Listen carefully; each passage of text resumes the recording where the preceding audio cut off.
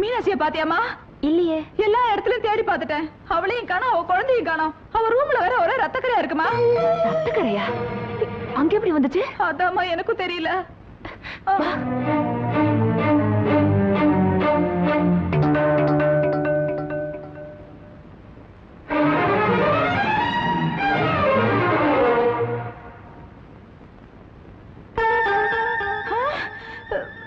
இப்பதானே பார்த்தேன். அதுக்குள்ள யாரோ அழிச்சிட்டு இருக்காங்களே. அதுக்குள்ள யார் வந்திருப்பாங்க? எனக்கு ஒண்ணும் புரியல. ஏதோ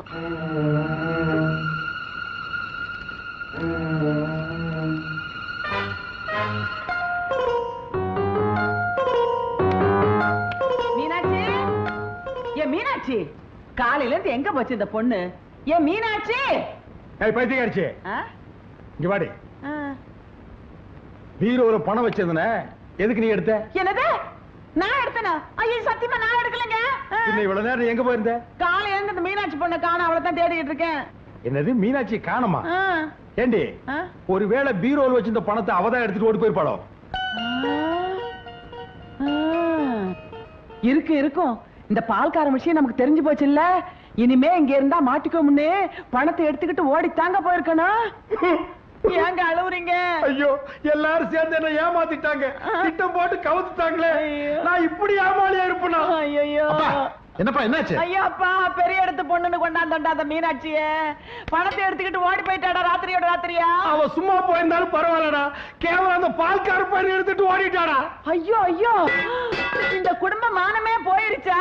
ஐயோ, இனிமே இந்த மனுஷன் எப்படி வெளியில தலை நிமிர்ந்து நடக்க போறாரு? பாய் மூடுங்க. அந்த பொண்ணை அடிச்சு கொண்டுட்டு இங்க ஒப்பாரியா வைக்கிறீங்க. என்னது? அடிச்சு கொன்னுட்டமா? என்னடா சொல்றா இவ? ஏய், என்னடி சொல்ற? நீங்க சும்மா இருங்க. உங்க தம்பியும் இந்த வீட்ல இருக்கிறவங்களும் சேர்ந்துக்கிட்டு அந்த பொண்ணை அநியாயமா அடிச்சு கொன்னுட்டாங்க. ஐயோ, அடே உன் பொண்டாட்டி எங்க மேல அநியாயமா பழிச்சு முத்துறாங்க. எதை வச்சிட்டு அப்படி சொல்ற? இத பாருங்க, இந்த லெட்டர் அந்த பொண்ணு ரூம்ல இருந்துச்சு.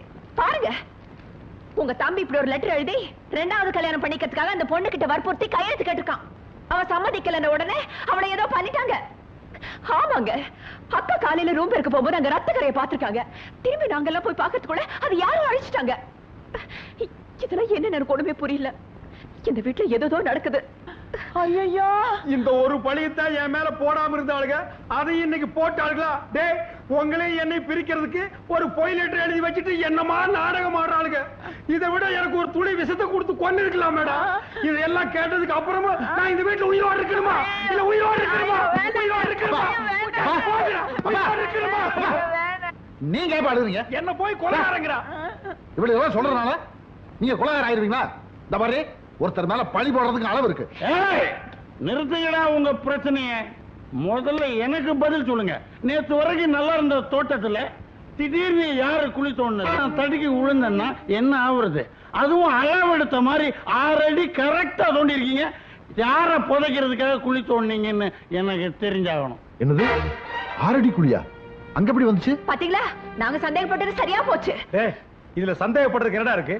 நான் தான் குழிய தோண்டினேன். எதுக்குங்க? ஜோசிகார அந்த பொண்ணுக்கும் பையனுக்கும் தோசை இருக்கு, நான் மந்திரிச்சு கொடுக்கிற காப்பு கழிப்ப வீட்டுக்கு பின்னால போதீங்கன்னு சொன்னா அதுதான் போதிச்சிருக்கேன். அவர் சொல்றதை நம்பாதீங்க.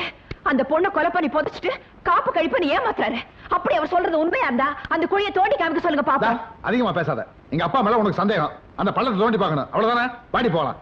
டேய் இல்லங்கடா, பள்ளத்தை தோண்டி பார்த்து தான் உங்க அப்பா யாருங்கிறத நீங்க தெரிஞ்சுக்கணுமா? அப்பா, உங்க மேல எங்களுக்கு நம்பிக்கை இருக்கு. எதுக்கு எடுத்தாலும் உங்களே சந்தேகப்பட்டு இருக்காங்களே, அதுக்கு முடிவு கட்டணும்னா பள்ளத்தை தோண்டி பார்க்கணும். ஆமாங்க, இவனுங்க அப்படியே விடக்கூடாது. தோண்டுவோம்.